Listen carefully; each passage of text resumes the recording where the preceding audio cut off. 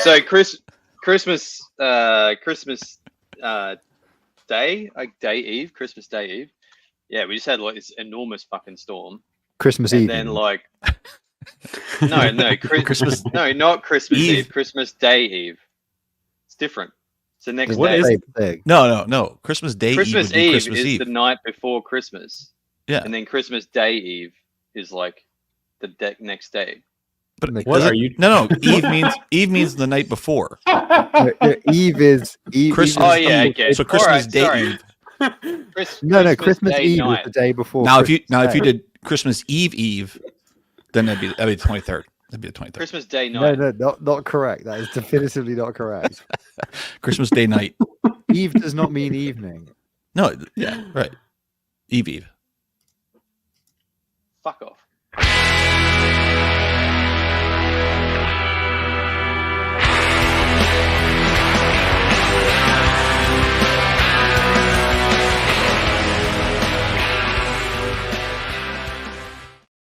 Welcome to Game of Nodes, a weekly podcast on Christmas trivia, sponsored by Bolton Heating Company. No, I can't find do it, right?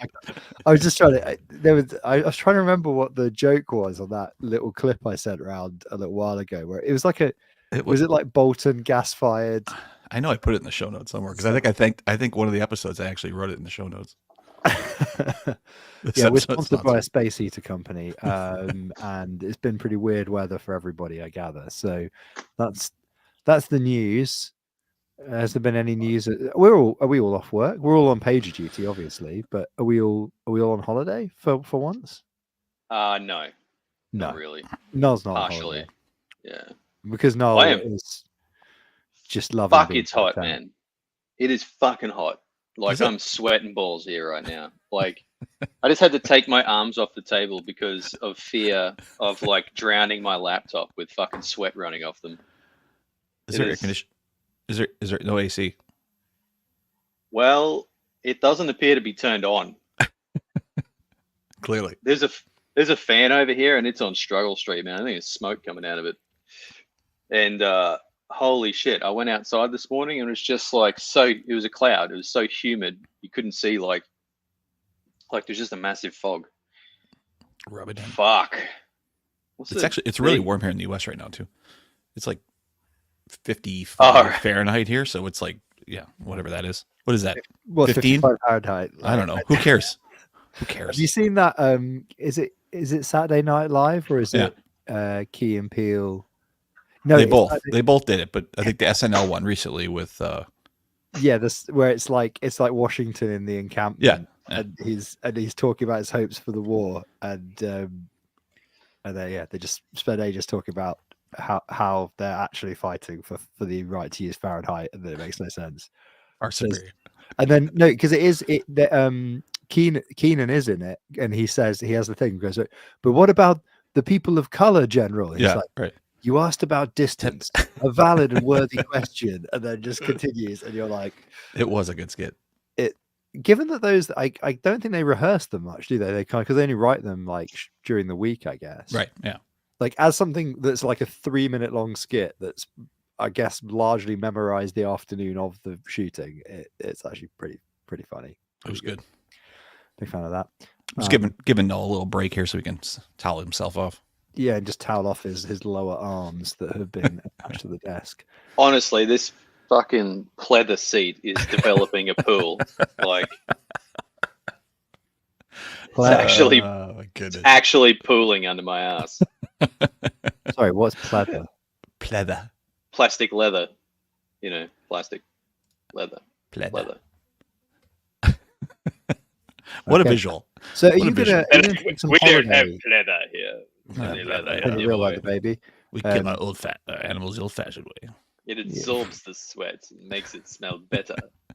Well, okay, there's a lot of reasons that leather as a material is. But anyway, it's not. Let me tell you a thing or two about leather, young boy. Now that we're talking about leather. It only comes in burgundy and it must have the buttons. By the way, kudos Easy. to us for doing a broadcast here on 12/27. Like nobody's taking a week off in this show. Well, except for you guys last week, but I mean, more when you step back away, it looks that way. I've interrupted my holiday to do this, and then I'm same here to my holiday. I had to set an alarm because I knew I was going to miss it. Like, yeah, pretty much that. Just doing other shit. The only thing the last few, actually, to be fair, we've had a very, very ill baby. We had to go to hospital, which is quite bad, just before Christmas. And so there's not been a lot to do other than tend to a very ill baby. And so how's he doing now anyway? Better. Yeah. But we've been watching the extended fucking cut of Lord of the Rings, which is, to give you an idea, the final film is over 4 hours long. It is a very extended cut.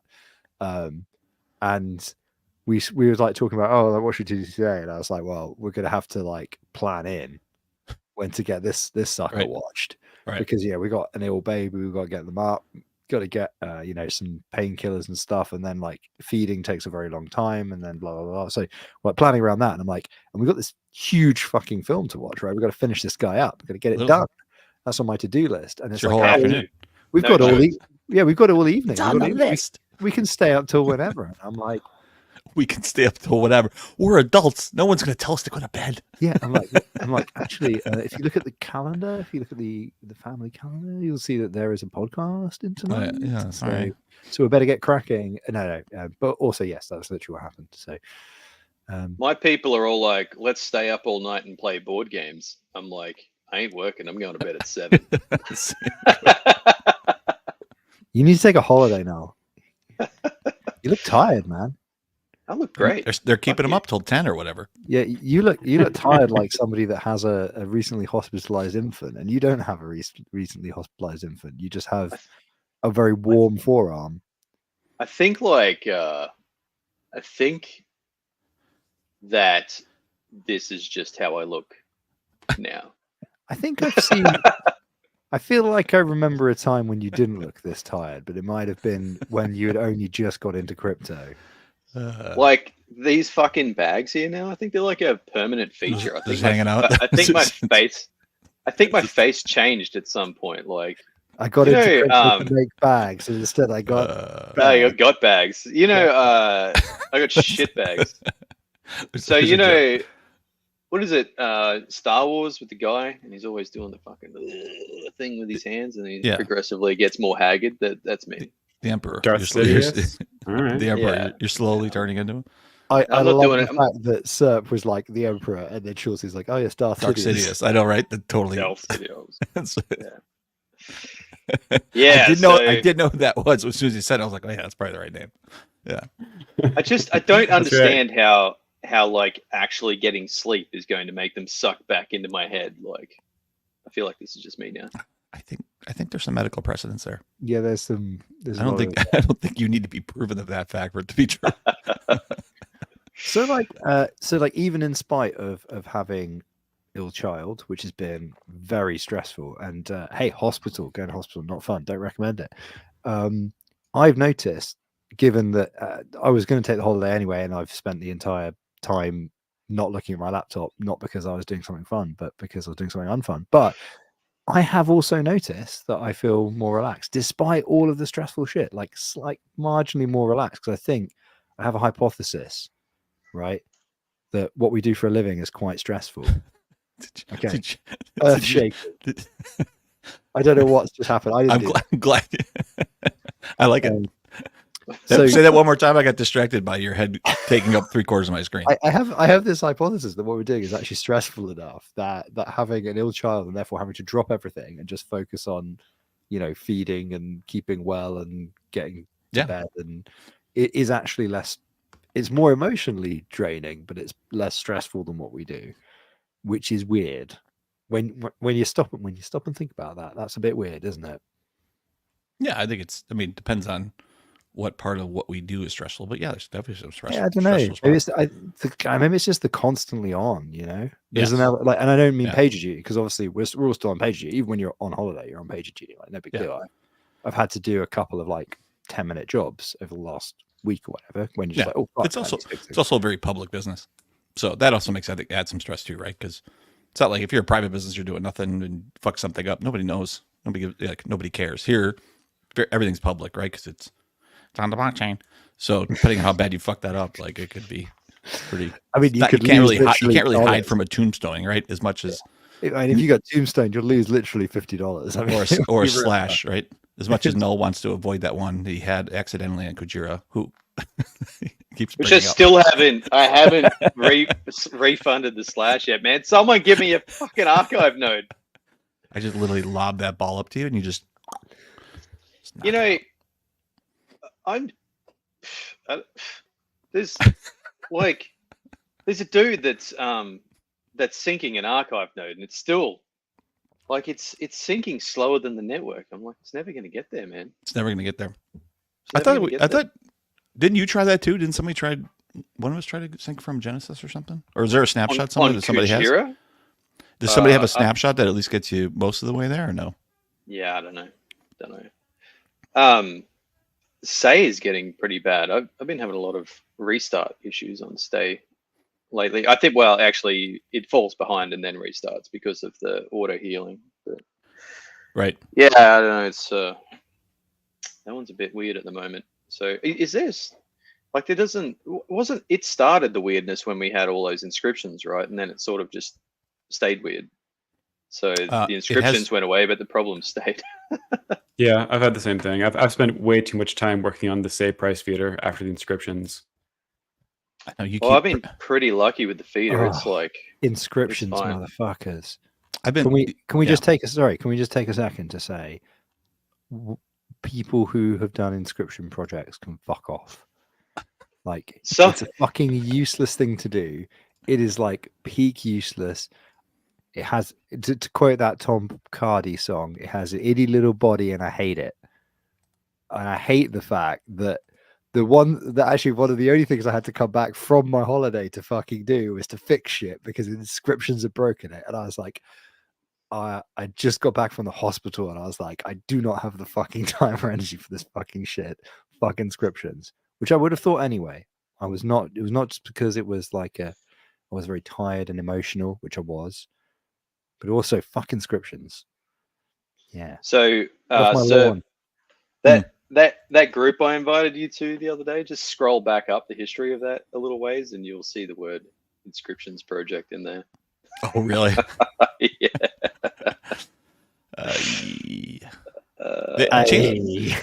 It's funny because the chains don't want to stop it either. I think both from a Say side, we saw like a huge amount of RPC traffic. It was ridiculous.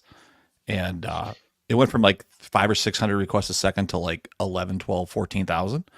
And the Say binary doesn't do very well with that, I think, with fast block time. So it was a bit of a pain, but they were cool with that. I'm like, I could block some of this traffic because it was all coming from the same two IPs. I'm like, I can block all this. Do we can really limit it? And they were like, nope, don't touch it. Let it go. Let's see how the network does. And I mean, that's good, I guess.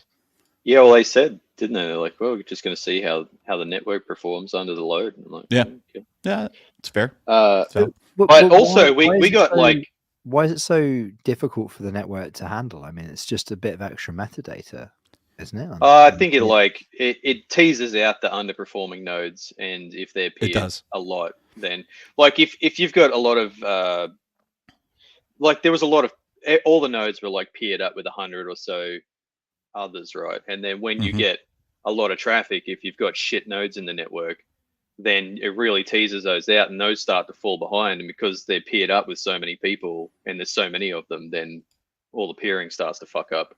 Oh, right. So it's because Tendermint is doing the peer-to-peer thing rather than the leader election peering. So all the peers are having to talk to one another. So you get if you have a lot of peers and everybody set persistent peers, you can tip the whole thing over by fucking some of them around. Something like that. Yeah. Basically. Yeah. And the block size, Say kind of defaults to about 50 transactions a second, right? Those are all Oracle transactions, I think, in every other block or whatever that is. At least when I look back, it's about 50, at least in my thing. And then like at that peak, it was 225 to 250 a second, which I think is and now it's even down to it's 100 right now. Is like a RAM bottleneck or something for underperforming nodes as well as peering, or is it just purely like peering network? No, there's no. I don't know. Like RAM wasn't that high. Well, Say's been running at like 60 gigabytes of RAM for a couple of months now. So. But like my miss count is way up. Like my miss block is higher during those big peaks than it is otherwise, but actually not by that much. Mine's Because not so I bad. don't know, I saw a couple of like alerts come in from Cosmos chains, and I was just like, okay, our node's not dead, so I'm going to put that on the after Christmas pile. But we saw that, I mean, Aptos ground right down. Like a bunch of nodes had really big problems. Like luckily not ours, but it seemed to be peer infection, like bad peers. I don't fully understand.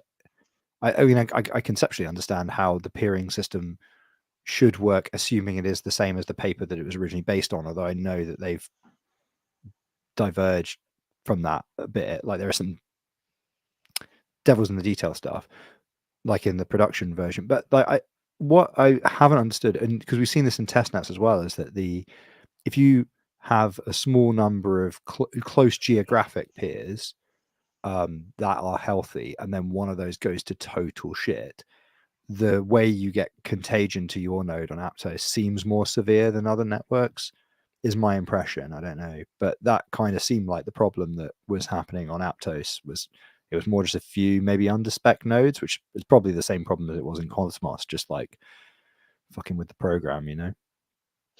I think there's like two problems in latency as well as just underperforming nodes. But like if you take, for example, injective, you always miss like at least 1% of the blocks, right? There's only like, I don't know, I think those guys, there's a couple of guys that have very low miscounts, but they usually have like high VP, dedicated machine, RAID 0 drives, signing material on the node, no fucking pruning. It helps that like, but with high VP, you're also proposing more, right? So you gain some benefit there too.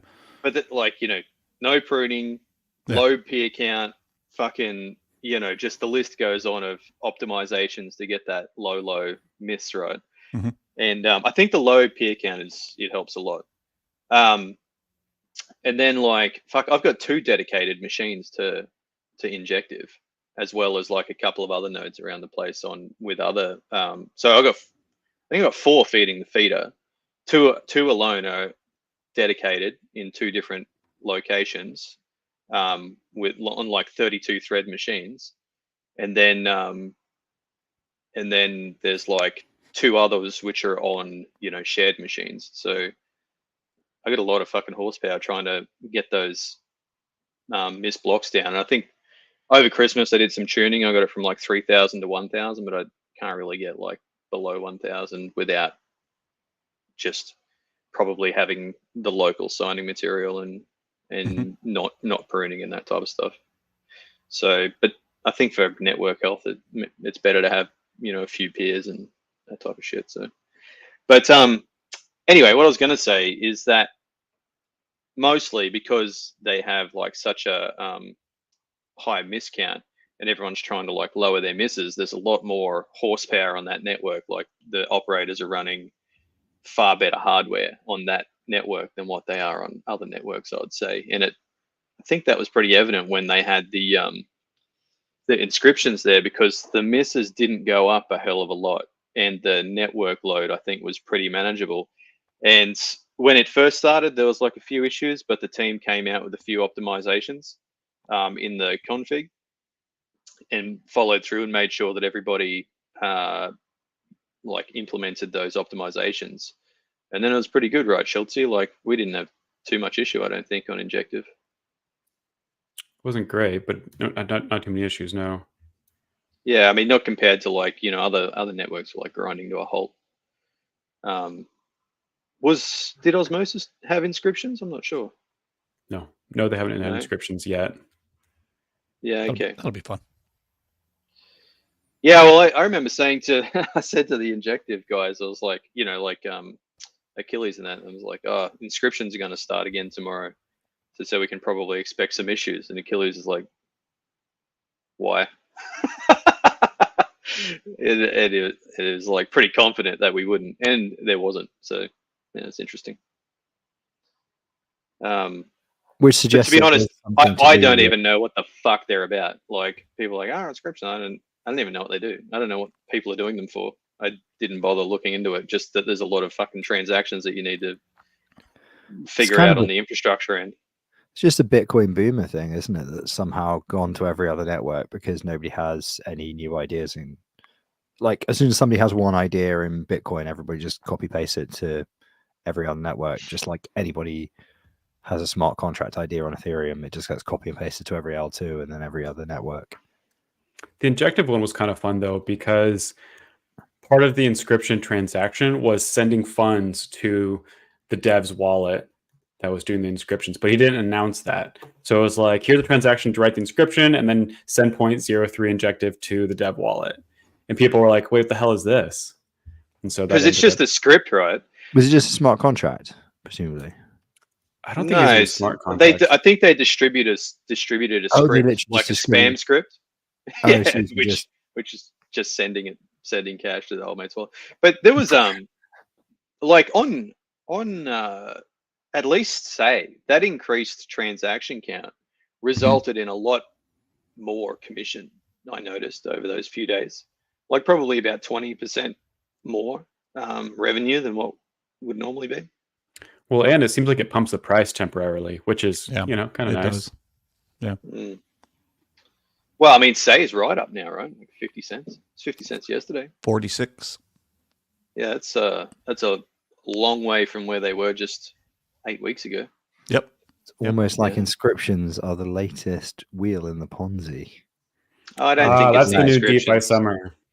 Yeah, it's the latest leg on the Ponzi horse, which now has about 18 legs. It's just some of them diseased and they're beginning to drop off. So what do you reckon, like, crypto is now just finding reasons for people to spend gas? I mean, literally what it is. Yeah. You're not wrong. You're not wrong. It's literally. I mean, I think there was like when there was that folding ideas thing, the line goes up documentary, which is a pretty fair but brutal dissection of crypto, the state of crypto, and that was like about 18 months ago, I think. Like the repeated refrain of that was, but remember, this is just a way to make you buy their crypto. And I think like the criticism at the time I had of that was like, okay, but there are going to be more use cases than we know of right now, and there are some use cases which obviously do need you to buy the crypto. But that's the point, because you're building programmable, incentive systems. Cool. But I think as we continue on this bear journey, I think it's a lot harder to find a rebuttal to that particular returning argument, which is like, look, this is just another fucking justification. Copy paste something from Bitcoin to make price go up, to keep party going with no utility. Who gives a shit? Who literally gives a shit? Like, fucking none of us got into this to do inscriptions. Like, no, that's true. It's a useless piece of technology. It's fundamentally useless. It's just a shit tier NFT for Bitcoin boomers. You don't need it on other chains. It's just fucking stupid. Oh my fucking god. Okay, so I just looked at the news. Yeah. I was about to segue because that's a good segue. Well, even I'm excited about the news. Are you looking at A17? I'm looking at fucking A17. A14, baby. Read it off. We're not doing A14. A17, if you would mind. Say and injective leading the Cosmos charge. Yet oh fuck me, I've got a phone call.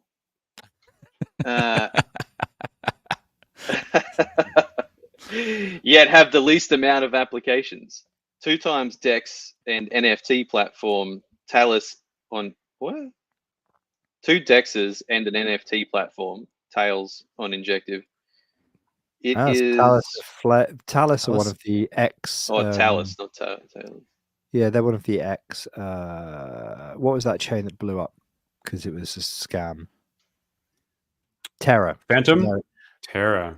They're an X Terra project that went to Juno, and now they're, I guess, on Injective. Interesting. I mean, well, I don't think this is there's a lot of wrong. Terra.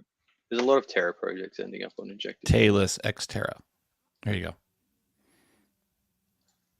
Sorry, I gotta. You talk amongst yourselves. I gotta figure out what this phone call was. I've got something I'm waiting on. Okay, So one of the interesting things here is that that's not necessarily wrong because Injective is doing really well right now.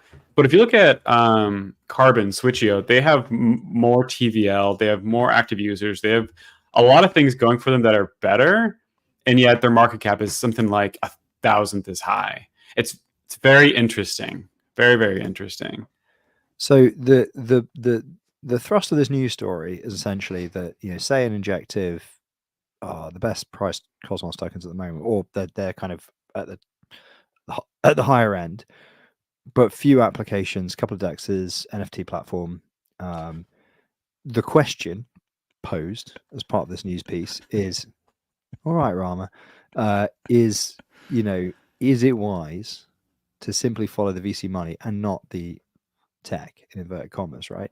So, you know, it's kind of back to the thing that we were discussing on a previous episode, which is that, you know, you look at a VC chain and there's some rationale as a validator company, as a business, to suspect that it will be more stable. It will have to potentially answer to its investors, have a roadmap, maybe have a plan.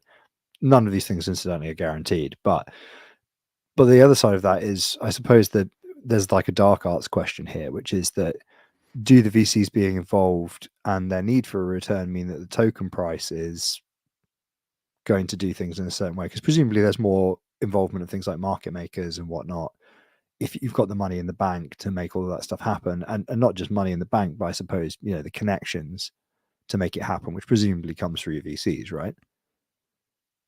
Yes, and I mean the other piece of this is it simply wise to follow the money and not the tech? But all these to his point, all these applications are doing somewhat the same thing. So when you have if none of them are really unique use cases and they're all doing similar type of functions, plus or minus what tokens are actually on each of those platforms and where they focus on those types of things. If it's this and that, then yes, and then it's going to be VC money and what marketing is done and how much people hear about it and how do you bring all that in. And so yeah, of course it could be more than that, but it doesn't mean that like if there was a massively useful some sort of application use case that had a real world impact that did change, it wouldn't matter what the technology was on and who's invested in it, right?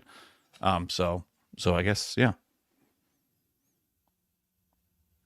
Yeah, I guess the implied question here is that, like, is the token price high because it's VC backed, right? Yes. Well, I don't know. I mean, market makers and I'm sure help a lot with that structure, right? Maybe better marketing, bring more users in, but I don't know. Injective, I would say Injective is far more successful in that sense than Say is, but at least in terms of where I see them. And yeah, I mean, they seem to have the branding and whatnot, but I don't know that Injective have a better technical platform than Say. I mean, who built Injective? I don't know. Schultz, you know that? I mean, Injective Labs, I guess. Yeah, I don't know. Yeah, they're not a team I've really snooped around. I know because I've obviously looked at some of the Say code base and stuff. I'm like, they seem to be doing, like, they seem to be competently understanding what they're kind of doing or whatever. You know, your mileage may vary. Not financial advice, not technical advice. I've just skimmed bits and pieces here, right? So don't take that as an endorsement, but they did seem to be doing, like, within the bounds of what they're obviously trying to achieve as a business and what foundation or whatever. You know, they're doing their thing. I just don't know the equivalent. I haven't done any due dil on Injective because we weren't going to be a part of that project for whatever reason. One thing I would say about Injective in their favor is that it seems like they have a strong effort towards division in, like, the foundation versus the dev side, and making sure that individuals are heard, for lack of a better term. As a validator, if you have a complaint, you can easily, like, you have a directed channel to go to where you can voice it, and more often than not, it's led to some level of change. That's not really necessarily true for Pago yet, but I know changes in the works. Whereas a lot of chains, you say something and it just kind of disappears into the wind, right? That's something I'd really give as praise for Injective that I would stand behind. Which is kind of funny, I guess, isn't it? Because you're like, you know, it doesn't take a huge number of validators getting together to stop the chain, and yet people still there is a kind of tendency, I think, for foundations to treat validators as if, kind of with the shitty end of a long stick, and that probably is the right thing to do. I mean, like, conceptually and in the longer term, you really want to be like, fuck you, validators, you're totally fungible. But we're not there. And it surprises me how some big foundations are kind of just like, yeah, you guys are going to take what you're given. We'll put some chow in your bowl. But you kind of look at those situations and you're like, if you look at the distribution on this network, however you want to do it, Nakamoto coefficient, whatever. Let's say the number of nodes required to get to 33.4, the magic number, is fucking low. It doesn't take a genius to work out, especially with most of these networks, like, they have no legal recourse to the chain being stopped.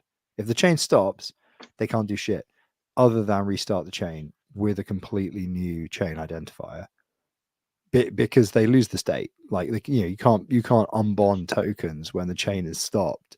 You can only talk to your validators and work something out and then restart it or start a new chain, like hard fork. And yeah, I mean, obviously I've been thinking about this a lot because I'm literally writing a paper on cyber attack vectors for chains that are, that everyone's like, YOLO, whatever, that probably won't happen. It's like, yep, not very very hard to orchestrate that one. And I think people do underrate that as a kind of, existential risk to their business as a kind of chain foundation, especially if their chain foundation is not providing value back to validators, which in a bear market is often the case. Like, I wonder to what extent. Sorry, go ahead. No, I wonder to what extent the validators' identity, like their branding, plays into their willingness to halt a chain. Cosmos, of course, has very branded validators, right? But it's pretty unique in that way. In Near, you have a validator name, but that's really it. Polkadot, same thing. Or you'll just see an address even. Polkadot's quite hard to stake, to choose who you're staking with. Solana, not really a brand. Cardano, not really a brand. Ethereum, definitely not really a brand. You stake with Lido, the procedure, not the actual validator itself. It seems like on those networks where you don't have a brand as a validator, it would be easier to halt rather than us, where we have to say, well, the user is going to come out and like complain to us on Twitter or whatever. Right. So especially if it's got an intermediary, like like maybe Lido is a good example. I'm not super familiar with the staking mechanism, right? So if it doesn't work like this, then I'm an idiot, whatever. But it's kind of a figurative example, I suppose. Let's imagine you have a smart contract based system where it manages the incentive that you're given as a validator, right? And like you say, there's a kind of step of remove where you're pseudonymous as a validator in that you are pretty fungible. And number two, there's not like a direct link between you and the consumer anyway. In that situation, and you're like, okay, smart contract's not really giving us enough fees. Just get together enough voting power to halt this shit. What's that is, I mean, like go down to that game theory things. You're like, okay, well, this seems like a dominant strategy because you get paid more. And what's the downside? People are not going to not stake with you. They still have to stake with the protocol. Like, and obviously then, you could change the code to exclude those players and blah, blah, blah, blah. But like, it's back to this thing of like, at some point, foundations would have to go, actually, us continually hard forking, us continually excluding validators, us continually being on a threat footing from a cybersecurity point of view, I suppose, is actually more time consuming, costly, and hassle than colluding, right? This is the essence of the repeated prisoner's dilemma, right? Which is that as soon as you play the prisoner's dilemma more than once, collusion is more or less the dominant strategy. Well, it's not, is it dominant strategy? I think it's the dominant strategy. But like it's the smartest strategy. I don't know about dominant. It's not dominant, is it? Because there isn't a dominant one, but it's the one you most consistently will come out with a desirable outcome for the both of you, isn't it? But Yeah, I don't know. It's there's something there's something that's been ticking away in my brain over something like that. I don't know. You can come up with smarter and smarter incentives to punish people, or you can just be like, this is probably just a social problem. We need to just collaborate. I don't know. I suppose it's also in the context of like where you have bear protocols and things in a bear market where there is a small amount to go around. You can't. I don't think you can have the next generation of projects launched where the founders take 90% of everything, and then Graph does this. It's obviously not sustainable for anybody involved. So there's a kind of because at the moment, I like correct me if I'm wrong, but also I think like as validators, infrastructure operators, you have the kind of there is a jadedness about career validators because of the lack of agency, but also I think because you see a pattern a few times, and I think like if you project forward, you need the infrastructure of the chain to be done outside of a jaded attitude in like a more collaborative attitude, and that only happens when people don't feel jaded because they're not their businesses they can project forward, and stuff like that. And I don't know, it feels like an economics problem to me, but then I would say that. So I don't know. That was a rambling thought, so I'm gonna shut up. Well, I think that the social comment is an apt one. A lot of people join crypto and they talk about how like tech is king. I would actually push back that I think that crypto, in a weird way, is a more social game than like traditional finance. Traditional finance, yeah, you have like backroom deals or whatever, but you also have far more regulations. Here, I would argue that getting message on Twitter from random individuals and getting harassed is a stronger, is a stronger motivator to do well than like getting slashed, right? Because getting slashed for most networks is quite low and very few people are going to notice. However, getting those messages of people that are like angry, that's a social factor. That's a huge motivator. Yeah, I'd agree with that. I mean, like I think most of the stuff that bums you out when you work in this space is probably that stuff rather than like because especially I think like even if you're proud of the quality of your work, which I think most of us are and like try our best, you also like that mistakes are going to happen. If you've been in any technical role any length of time, that mistakes are going to happen at some point. So you're just waiting, right? On some level, you're shoring up a dam, and that at some point some water is going to come over. You just hope it's not that much, right? But the thing that's going to make you feel dread, the thing that's going to be the worst about that is definitely the backlash, and that's I think probably what motivates some of the stress and burnout as well, I would guess. But it's also hard to feel. Even having said that, I don't feel in the abstract. I don't feel any fucking sympathy for us, obviously. Because of the way the whole space is like, because the whole party is basically running off the backs of retail investors, Degens. It has. That's kind of like the meme with the town being held up by like the bloody soldiers, like validators, like we're like, oh, we are the ones in the blood and the guts and the whatever, and it's like, nah, it's actually the retail investors. The validators are like, we're maybe the grass, like the nice little field. We're not the town, the nice looking town. We're like the nice little field maybe between the town and the blood. Like the lukewarm water between ice and fire. I don't know. I'm not sure I know the meme, but I can definitely visualize what you're saying. It'll be in the show notes. I can't remember. It's like some boomer guy did it. Weirdly, as soon as you see it, you'll recognize immediately what it is. This meme. It's from a few years ago. It's quite often sort of like a bit of a boomer meme, like, oh, people have allergies now. Type rubbish. It's like, yeah, that's because people in the past had allergies and they were undiagnosed, dickhead.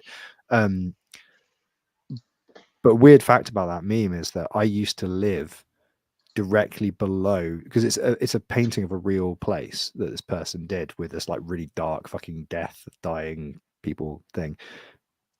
Just below where the people are was the street I lived on, like for a few years when I was a kid. It's just that the painting is, I think, painted from the perspective of like what the place looked like in the First World War, like 1911 or sorry, 1914.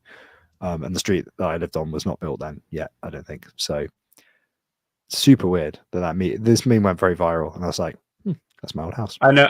I recognize it now. Yeah. I used to live there, literally where those people are sitting. That's where I used to live. Super weird. Anyway, sorry. Given the new Mint Scan transaction export a little run, have you guys tried it at all? I've not tried I it. haven't tried it. I only just saw it, and I was like, that is amazing. I mean, again, another product that we talked about in here for over 2 years. Yeah. That they should charge for instead of taking 100% commission on osmosis. This is how seriously, right? I have been trying to take a few days. Can we talk about revenue models? Somebody sent me a text about this tax tool, and you know me, I like talking about taxes, and I was like, I'll look next week. That's how serious I was about taking a few days off. Somebody was like, Mint Scan investigate it now, and I was like, yo, I'll come to that later. Is it good? Does it work? Well, for my first 2 exports were empty, so that wasn't a great thing. But let me just double check. I just grabbed a different one. 4K. Oh, look at that. You do 20 transactions. I see IBC send, IBC receive. You delegate, undelegates. You do an export, it blows up, and you're like, damn, what a piece of shit. And then immediately you get a pager duty for your RPC, and you're like, son of a bitch. Let's see. We have index number, type from address to address, hash, amount, token. Like, this looks nice. Mint Scan are knocking it out of the park, man. They must have like a fucking lot of people working on that. Must be spending a lot of money on it. Like, I just looked at the DYDX editions as well, like where you can see the perps, rewards, fees. Oh yeah. APY, like, yeah, man, you can just like click on the validator, see how much revenue it's bringing in. Yeah. Yeah, man, it's like, well, let's have a look at Ex Machina, fucking making $3,400 a day in commission. Jesus, that's $1 million a year validator. Yep. In the cosmos, how about it? Yeah, that's damn. So that what? So daily that. Oh, sorry, no, that's the total commission. Oh no, the total rewards are $10,000 a day going. Like the trading's picking up. Trading's picking up on say on DYDX. Oh, I'm sorry, on DYDX. Is it real trading? Yeah, well, I mean, DYDX V3 has a trading. shitload of trading. Yeah. Yep. Yeah, but ever since they like introduced the trading fees, that trading rewards to try and bring people over to V4, it's like picking up in volume now. So yeah, and at least like the token price is coming back a little bit too. I was a little bit worried. It was like down to 280s or whatever the hell it was. Oh yeah, well, like when we spent like a year's salary on trying to stay in the set. Yeah, everything's doing pretty well this week actually, except for SAID down. But I mean, it was up a lot this week, and then it pulls back. Real fees, even if they're bots, that's correct. So is this daily volume? Yeah, it looks like the volume's up to like, about 400 million a day. Yeah, which is like a fair bit. So I think previously it was about 1 billion on. Like if the distribution of stake was more even, like every validator in there would be in the green. Like yeah, well, such is the business. I do see that in DYDX exchange. Like they've definitely changed you can see the confidence coming out, because before it was like V4 was like a little bit to the side and it was still major links were all V3, and now it's completely opposite. Like you have to go find the V3 link now, and everything everything for trade now and like move and highlights, all the call to actions are all V4. So that's good. I think that's probably driving a lot more individuals over, because it seems like the team has the confidence that it can support what was happening.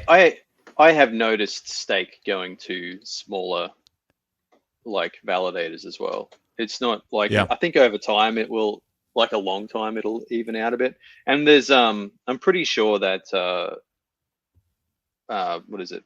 Stride is going to be launching there pretty soon as well. So Yeah, that's not great. yeah, we'll see what happens when that comes in. So I don't know, but there's also, I'm sure other liquid stakers will launch in there as well, and hopefully like a bit of staker education, because obviously there's still like 40% in the top two Yep. there. I don't understand Santorini has 100% commission and people still staking to that. So Yeah, because they think it's positive. Like, I'm gonna get 100%. yeah, man. Well, people. I mean, It's maybe not- maybe it's just a UI problem there. It definitely is. There's, I mean, we've talked about it before too. I think people understand what that number means. yeah, I think the number they should replace that with is the APY. Yeah, well, I was when you gonna say, take out the commission. That's what they do in like Solana and all that stuff. well, I was gonna say, do you know when you like open a bank account, like I feel like most banks, at least I certainly know this. I was looking at opening a bank account for the Wii one. Turns out you can't open a bank account for a baby, so it makes sense. But well, put an asterisk by that. Not in the way that I was thinking of. Anyway, not important. The important thing is that they had literally like, if you put £100 into this savings account at the end of the year, you will have £104.45 or something like that. Like, it was just like a very like, you know, index to the number 100, which obviously you could do in US dollars. Like, that would, I mean, I know these things aren't like perfect, but like, even if you had just like a you know, an around, you know, this validator has percentage of this. So if you staked $100 worth of tokens, you would probably get about $108 or whatever, like, you know, whatever the math worked out at. It can't be that hard to do it in a JavaScript UI, unless your chain has very weird staking dynamics. Obviously, like, yeah, I am kind of cognizant of the fact that it took us 3 tries to get the HAL UI to work out what the percentage should be based on dynamic staking. So these things can be pretty complex, but like for most chains, it's just like a straight up number. There's no like dynamic spot change in the percentage accrual, right? I was looking for the note because I think Bendy was waiting for you to bring up HAL. I think he has a question. That's HAL related. Here we go. How much complaining do I need to do before HAL works again? He's actually not asking about HAL. He's asking how much more complaining does he need to do before you acknowledge it? Probably infinite, I guess. I mean, we have a fix. It's just that deploying it is not super simple. And also, like, okay, so we're going to get it deployed. After that, that's it. Like, we're out of energy. We're out of time. All of us have other stuff on. All you did there is just give him hope. Yeah. Like, we talked about a fix. We have a fix. Maybe we're not going to give it to you. I mean, you could have just said it's dead. I have a fix, but you can't have the fix. Yeah. I mean, I think the problem is, right, out of pure, like, and to be fair, so Weaver wrote the majority of the fix, right? I think I think we all worked out, we all debugged it, and then Weaver actually wrote the fix out of pure professional pride. And then I've since gone and done a bit more testing as well. So there's an element to which it's just what's it called? Yeah, it's just that, you know, it's not a project that's ever going to make any money or whatever, and it's just it's a bit of an albatross around the neck, I think. There's your marketing right there. Use HAL. Yeah, total albatross. I mean, the problem that is will never make money. I thought most consumers didn't want teams to make money. So doesn't that mean it's like instantly more successful? Even the tokenomics of it were designed that you could never, as the devs, get rich. Like, too much of the money was accruing elsewhere. That was kind of the point. But obviously, it wasn't designed to work in a bear market where you literally physically can't, you know, make money to pay any salaries. You know, that's just what it is. And I think also, like, why it kind of comes back around a little bit to this kind of the validator question, right? Which is, why would you work on a really, really public, really, really visible project that makes no money and is stressful when there are other people telling you, hey, can you do this job? Okay. We run a business. Like, that's the reality. Other people are asking, have a checkbook out and are saying, can you do this work? Here's the deadline. And so, unfortunately, lesson learned on the tokenomics of that project. Like, and to be fair, like, a big part of, I think, what failed with HAL is the lack. Like, ideally, I think HAL would not have a token. That is the biggest failure of TAL is it shouldn't have a token. And the second biggest failure of HAL is it shouldn't have been launched on Juno. It should have been launched on its own application-specific blockchain where it doesn't get... Or Aptos. I mean, well, yeah, fine. Yeah, I mean, fucking true. It would be doing better if it had. But if you launched on something other than Juno, you wouldn't get rugged by the chain changing its block time to please whoever, fucking Gelato, and breaking your application. Gelato. Right? Whoever the fuck it was done for. We didn't need it. We didn't need it. We didn't want it. Yeah. Like, we cash on the front end. Like, so you're ending up doing work for no reason because you don't own the substrate. And by the way, you don't make much money. The money is accruing to stakers of the native currency. Sure. So you're back to the point that really HAL should run off of USDC, right? Except it shouldn't run off USDC because USDC, when it's locked for 14 days in the HAL protocol, doesn't work. Like, it is, all you're doing is accruing risk. So you could almost see why, having built this project and having seen a bunch of the problems with it and having thought and reflected very hard on what went wrong and how you would make a project like that succeed in the future, you can see why somebody might go and work on CBDCs and try and work out how to get them into permissionless ecosystems. There's like a little bit of an idea of where you go, oh, hang on, what is the root problem here? What is the actual... There's a problem that Frey needs to fucking get back in his lane about tokenomics, right? And that's fine. The tokenomics, as it turned out, would not survive a bear market. Lesson learned. But there is also a fundamental problem about, if you built a project that requires a medium of exchange, not a store of value, you are fucked, because crypto is all about stores of value. It just is. That's the whole market, the whole thing we always talk about, investors, all of that stuff. It was designed to work on a medium of exchange, and it had none, because the underlying, the native token was not a medium of exchange, and the HAL token was not a medium of exchange. So it has that kind of fundamental problem with it, and I wish it worked. Like, and it is still kind of a cool idea. It's still a cool project. Like, it's fucking a lot of work, a lot of code. I'm so sorry you brought it up. I don't know, man. You've got to get it. You've got to let it go. So sorry I brought it up. Sorry. Right. No more HAL talk. So if we want to change speed, here's some fun news. So it's almost now 21 days since Chihuahua pumped to 10% of 1 cent. So there is an unbonding cliff going to occur on the last day of the year. On Huawei? On Huawei. What scale of cliff are we talking about? I haven't done the math, but there was probably at least almost 50% unbonded from my validator. So holy shit. That indicates to me that there is 50%. A network-wide cliff coming. Yeah. So what you're saying is I should have unbonded. Is that what you're saying? Because we'll see. I haven't started that process, so there's a hell of a lot of cell volume coming. I can just estimate that.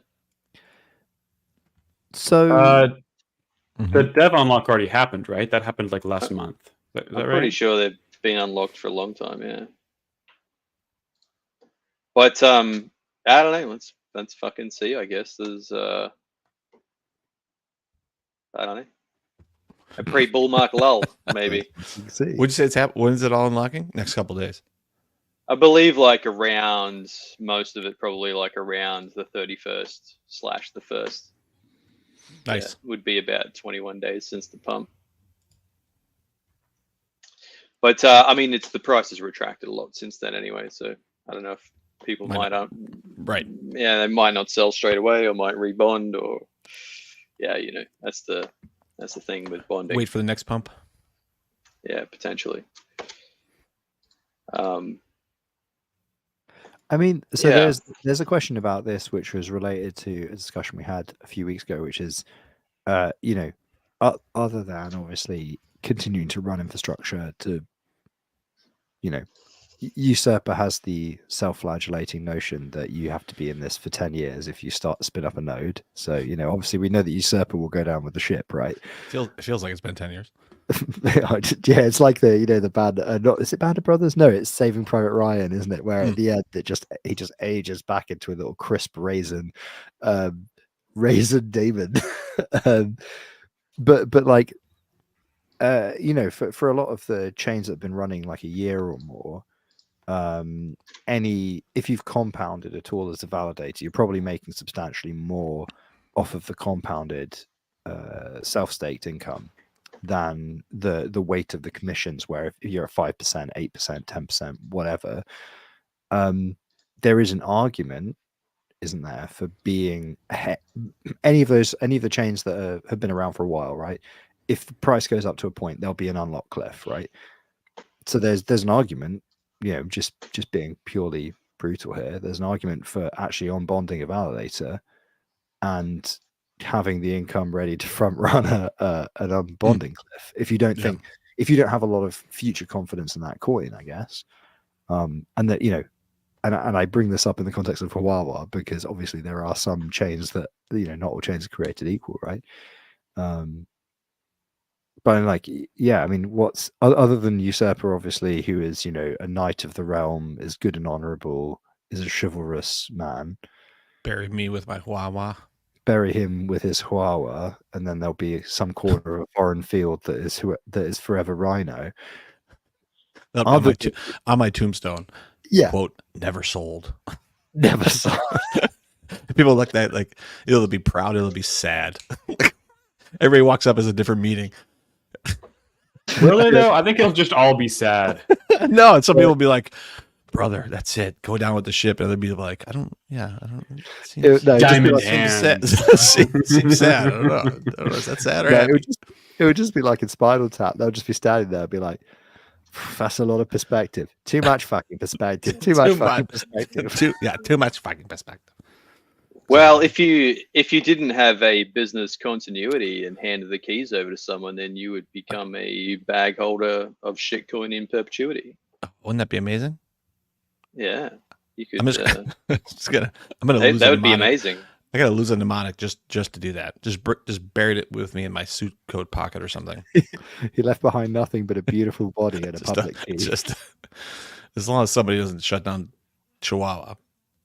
Dig me up in 50 years, and that could be the new way of burning coins. Just send it to just put them in the grave. Cert's public wallet. Yeah. That's right. So, or you could send them richest dead man in history. Put the mnemonic in my mouth. You got to go in there and dig in there to get it out. You can send them to the Prop 16 smart contract. But yeah, speaking of losing the keys to validators, no, that's not. I can't. I thought I was about to make a tangential back into the news by going via Notional, via the comments to. But anyway, so Lavana got exploited. Yeah, I don't really understand. Notional called it, or they said they knew what was, because of course they would on Twitter. But so the exploit, explained to me via the spreadsheet, is that a user has 100% success rate trading on the platform, with delays in posting, prices on osmosis due to congestion. So this is a timing attack, right? Sounds like clear to they me. exploited the Oracle.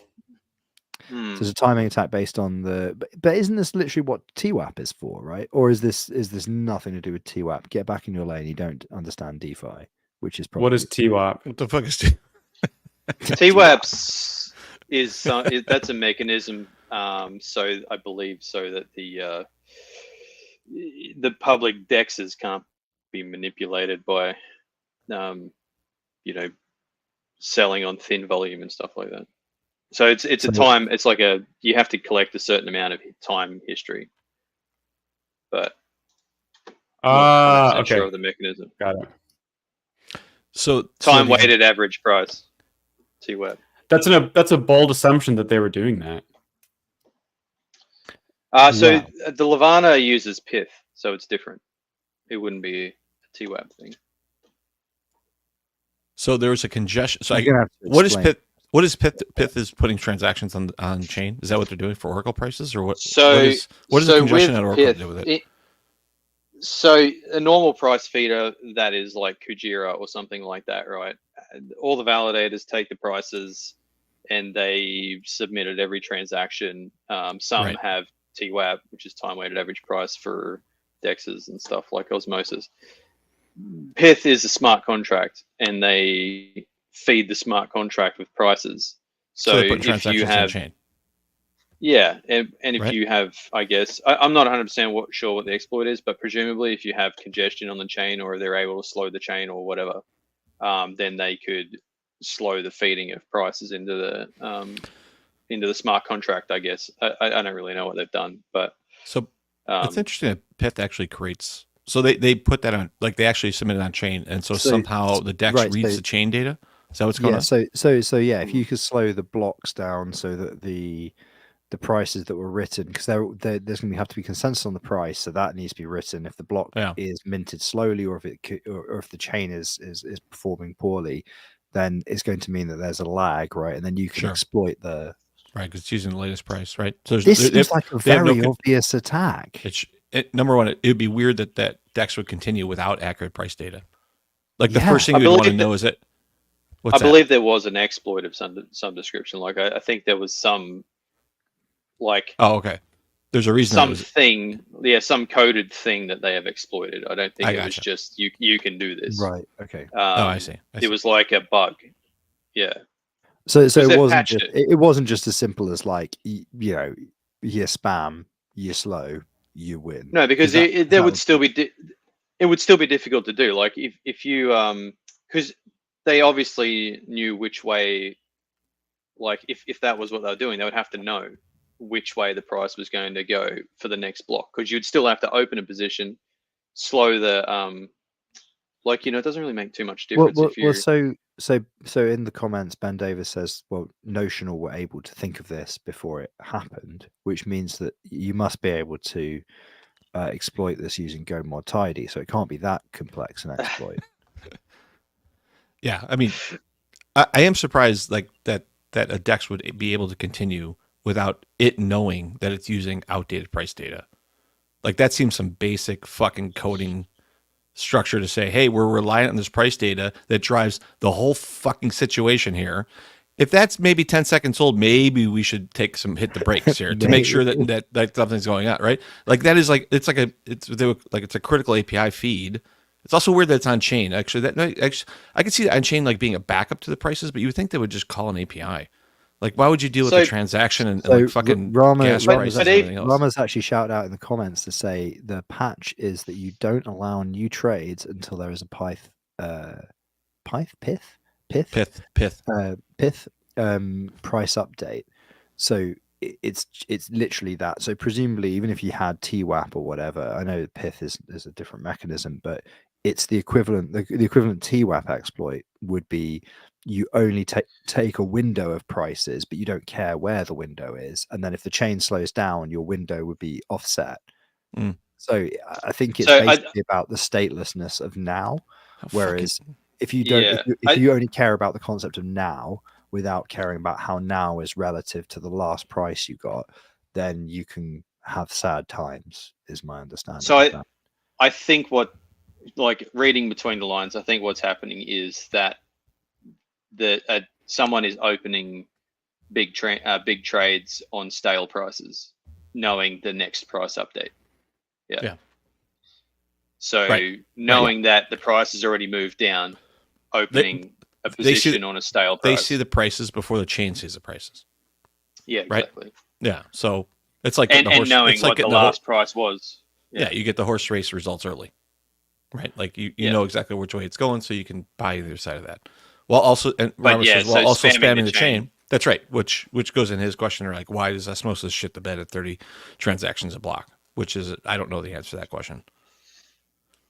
It's quite a low number of transactions, isn't it? It is a low number of transactions. Yes. In the grand scheme of things, yes. I mean, Cosmos chains, we don't see a ton of transactions, right? But I mean, other than Oracle transactions, which actually drives the TPS, or like up at least 40 or 50, depending on how many validators, right? So yeah, it is weird that osmosis can't if that's, I don't know if that's accurate or not, but you guys would know more than I would. But if it's having an issue at 30 or 40 transactions per block, that seems a little bit weird. Yeah, I mean, so they might have been doing like a gas attack or something like that. Yeah, they could have been big, very big transactions. You could also oh no, but yeah, osmosis isn't permissionless cosmosm, isn't it? Because I was about to say, you can just do the classic instantiate a bunch of smart contracts attack. No, it's permissioned. Yeah. Which is, but you can't do that if it's permissioned, obviously. Yeah.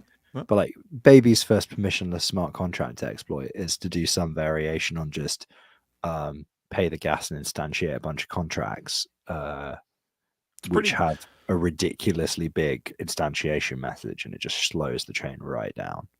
It's really weird that this was not number one.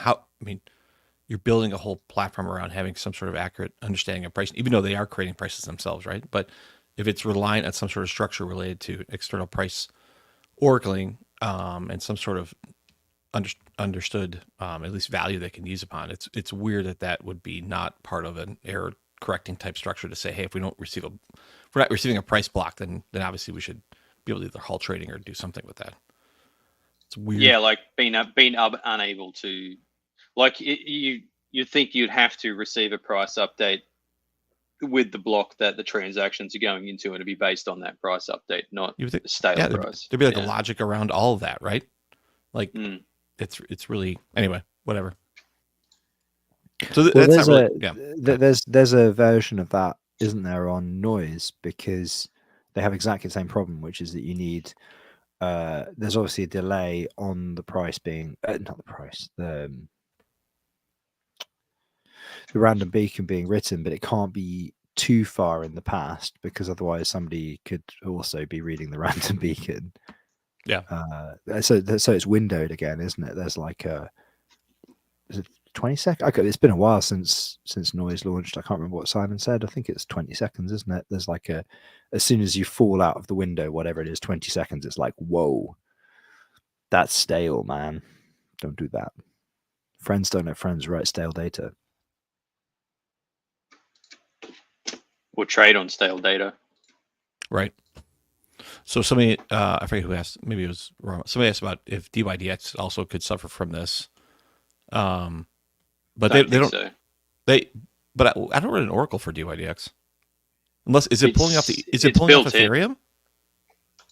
Oh, it's built into the binary, or is it pulling it from somewhere else? Yeah. So if you look in your configuration directory, there's a configuration for price feeder in there, and it's just built into the main binary. Yeah. What? So they should do that. And I don't think you're slashed on it either. So.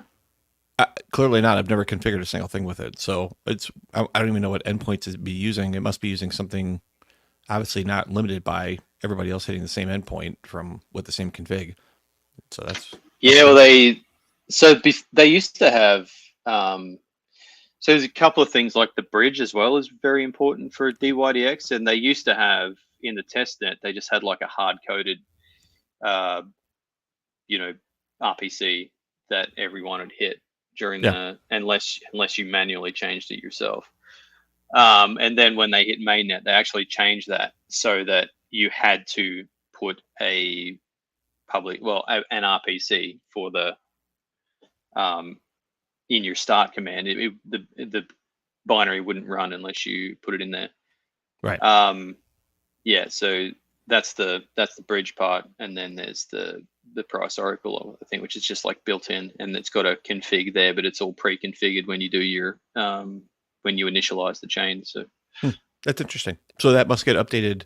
Obviously, it must be somehow programmable because it's pulling specific pairs, right? Or some sort of like, right? So some specific pairs, but the number of items that are actually being oracled must increase, right? As the number of assets increase. So I wonder how that works. Yeah, I wonder what they're pulling from. Whatever. So I Doesn't really haven't matter. looked too much into it. I only just noticed that they had the config, and I asked them about it, and they said, yeah, it's Yeah. like we just, when you instantiate, it's already there. But I'll have a quick look at one of these nodes if I can remember where they are. It is interesting that wasn't a check, but whatever. Looks like they're fixing it. So in terms of the osmosis TPS and why that has an issue, I don't know what that would be. I have no idea if that is literally a limitation based on gas max or something similar to that, or there's no reason it couldn't handle obviously 10 or 20 times that or more, right? So I noticed some interesting stuff, by the way, with the DYDX staking lately. Is like a couple of projects, I would say, like, you know how there's like these project validators. Like I just noticed ping.pub and CoinHall, which both have like, so Ping's a explorer and CoinHall is like a DEX aggregator, I guess you would say. And I noticed they both got staked 1 million DYDX from the same wallet. So it appears like it could be teams supporting, like the team. It appears as if it could be the team supporting projects, you know, because they started up their validator and then leapfrogged up to the top 20 straight away. So, but yeah, just, man, I don't have, do you guys use, so I have like a bunch of stuff configured for Visual Studio Code, but now I've just got so many servers that I just can't keep up with the bloody hosts file. So let me manually. Oh, I don't do that. How do you manage the what? So like when you don't connect to remote servers with it? Through what part? Oh, you mean like through Ansible? No. With so Visual Studio Code, there's the it's got like a remote tunnel, like the Remote Explorer. It's great. Like if you configure your servers, then you can just click on the, you know, which server you want to go to, and then it brings up all of your folders in your home directory. Oh, you mean like it looks like you're trying to. It looks like you're trying to tunnel to a server. Can I help? And you're like, oh no, I was actually trying to write a form letter. And then so it's like an SFTP, basically Explorer is what it's doing, right? Using it. Yeah, sort of. But you can just edit the files directly on your servers and that type of stuff. Oh, okay, that's cool. I don't think I've ever done that. Oh, it's like super handy, man. I use it all the time. But I'm just a little bit behind on the. I don't really edit any files on servers though. Like I might, yeah. I do really edit files. If I restarting services, yeah. Fucking all like the time, for example, if I go and update like a price feeder for Kujira, I usually just use that or something like that. If it's how just do you restart the service? A couple little things. Hey, then I just what? How do you start? How do I restart? Yeah, you can use a terminal to also just restart it. Yeah, I SSH. I don't use. I gotcha. I only use it where I need to configure like big files that's hard to find shit in. I gotcha. Sometimes. So you can just copy it over. Move that file. Here you go. There. Price feed exchange config. So cat that out. Super exciting. This is the content. FTP clients, right? FTP clients only on Cayman nodes, everybody. So there's a final piece of news. I can SSH and FTP. You can SSH and FTP. So I'm gonna have to torrent Slapchop because it's not on a service that I can. Not Slapchop. Join my Plex server. Because I've basically watched a bunch of clips on YouTube from it, and I really want to watch it. But I still it was on my to-do list for last week, and then things got derailed by illness. It's It's literally like Okay. 25% of the length of that fucking Lord of the Rings movie you just watched. So it's only like an hour and a half. It's like hour 20, Alright. maybe. Oh, for sure. But like, you know what's weird is you kind of go, okay, there's a lot of content. And like, to be fair, the extended cut there's a lot of content. It was a well-made film, It was a well-made film. a well-made trilogy of films. And you go like, fucking hell, like the entire lot, and it is long, is like, I don't know, whatever, 10 hours or something like that. And then you look at how long some TV series are, and you're like, there are some bits of it that are, you know, a very small amount of butter on a very big piece of toast. Like all the stuff with Frodo and Sam, you're like, there's so little butter, and the piece of bread is so big, you know. But you look at some TV series now where it's like 14 episodes on like there was like a documentary about David Beckham or something. It's like 6 episodes, and you're like, you could get it done in an hour. Be like, he's a footballer. He Fucking shagged somebody that wasn't his wife. Move Real on. Madrid, LA Galaxy, done. That's Right. how much butter you've got. The piece of bread does not need any whatever. But Slapshot, I'm gonna fuck it. Oh, and final point on films. Obviously, the greatest Christmas film of all, Wake in Fright. Have we all forgotten that Wake in Fright happens when I don't think goes that's a away on Christmas holiday film, for like- he Is there any goes Christmas away. about that? He goes away for his Christmas holiday. Is He's it trying that? to get Oh. yeah, he's trying to get back to Sydney for his Christmas holiday, and he gets stuck in the Yabba. Wow. Details, man. Listen, Yeah, Listen, hang on. I just want to finish the like fucking my thoughts holiday. we were Except I having got like stuck 2 minutes ago stuck in hospital. before we moved on to film talk. So checking the price oracle config is actually just lists the exchanges and timeouts. So gleaning from that, I imagine that all of the connectivity configuration is actually built into the binary, and then it is probably just scrapes the pairs from the module okay. after they're enabled, because you know we do gov updates to enable pairs. So We do. I'm assuming that it queries the module for the pairs, and then it goes to the public endpoints for those Gotcha. exchanges, and you can turn the exchanges on and off in the config file. It's cool. Now, Letterkenny Yes. is Started. out. Series 12 started. final? I think they dropped them all at once. Is Now, there yeah, more than 6, or is it just 6? It's just Is 6. that all of them? Oh, Yeah, is it? I watched them Oh, all. that's too bad. And, You did? and it looks like, yeah, the missus was asleep this morning, so I spent 3 hours just bombing those before the. Just blowing through Letterkenny.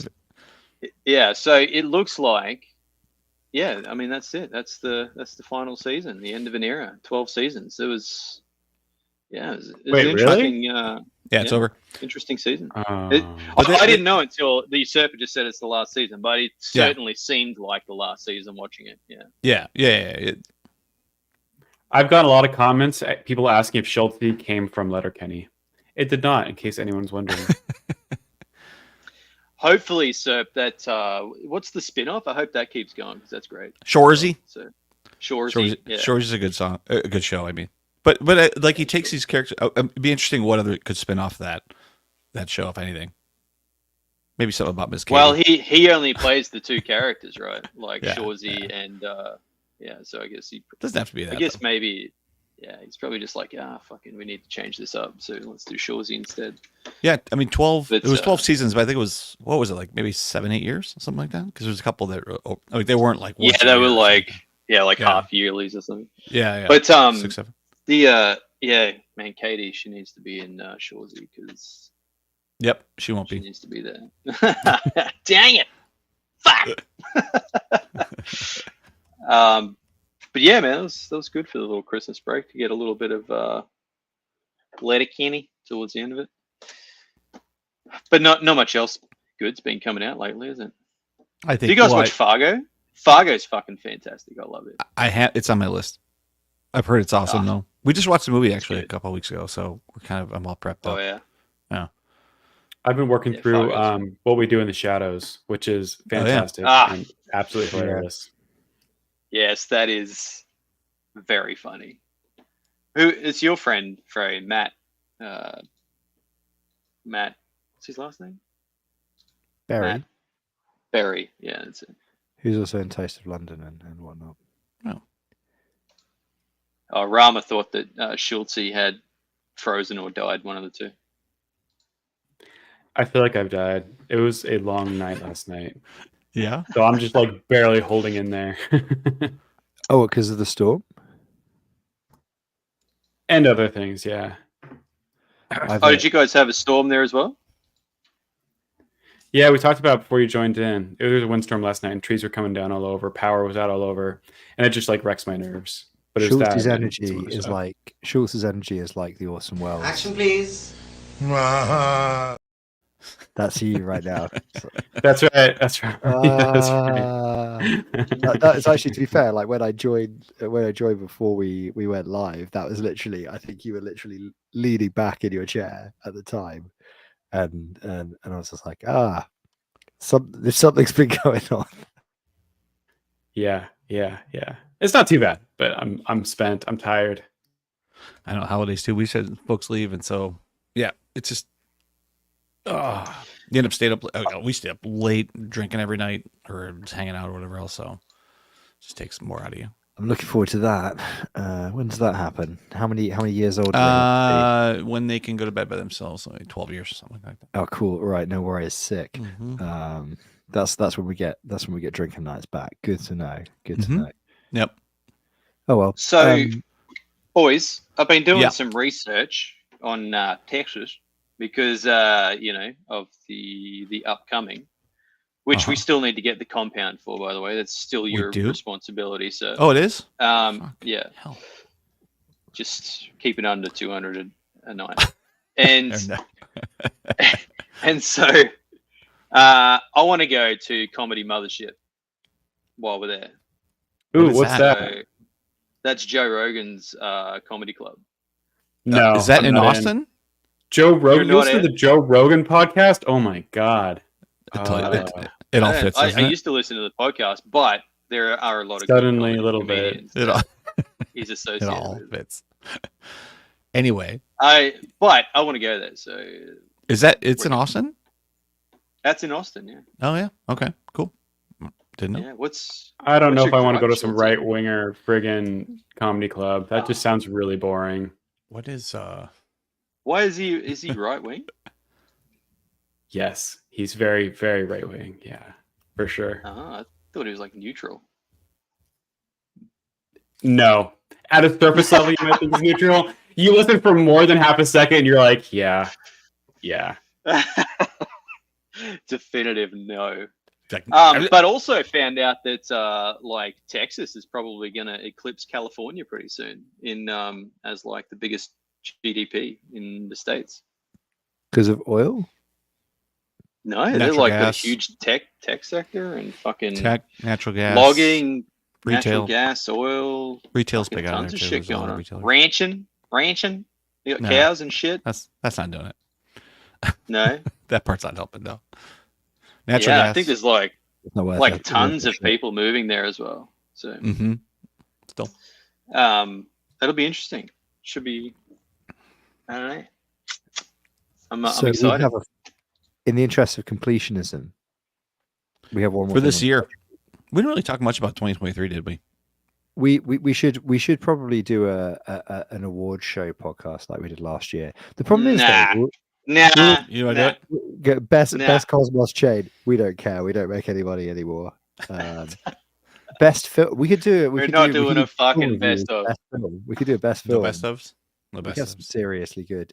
We have a tier list of films mentioned on the Game of Nose podcast. That would be a good What's S plus? Like we do tier? a thorough review of all of the films of 2023. Wake in Fright would be S plus tier, obviously. I've got a good feeling about Slapshot. You'll like it. I've got the feeling I'm going to like it. Have you still Anybody not watched it? Did we watch A Mighty Who hasn't Wind? watched it? We mentioned hospital stuff. I've had other concerns, and torrenting a film has not been on my to-do list.